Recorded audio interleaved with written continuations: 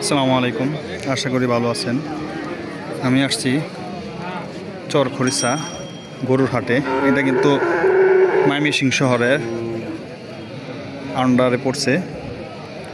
এখানে কিন্তু রাস্তা আছে, পাকা রাস্তা। এই যে দেখেন, এই যে রাস্তার সাথে কিন্তু বাজারটা দেখেন। বা এটা কিনছুন নাকি? দেখেন এখানে কিন্তু মোটামুটি ভালো গরু ওঠে এবং কি ভালো পরিমাণে গরু বিক্রি হয়। এই দেখেন, আমি আপনাদেরকে দেখাইতেছি কিছু কিছু গরু। এই দেখেন একটা গরু, আমি দামটা কিছুক্ষণ পরে বলতেছি। এই দেখেন আরও কিছু গরু। তবে যারা যারা গরু পালন করতে চান এবং কি খামারি ভাই আছেন, তারা লাগে কিন্তু আমার এই ভিডিওগুলো সবথেকে বেশি দেখার অনুরোধ রইল।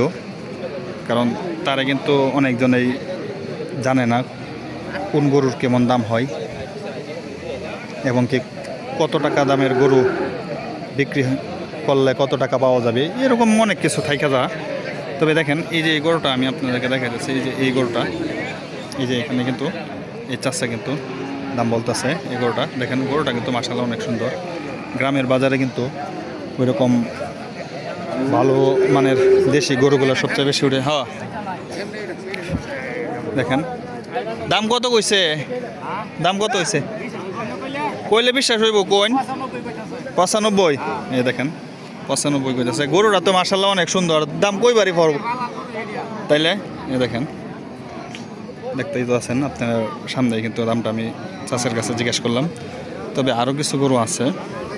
এই যে দেখেন, এই যে দেখেন সবগুলো গরুর মোটামুটি কাস্টমার আছে।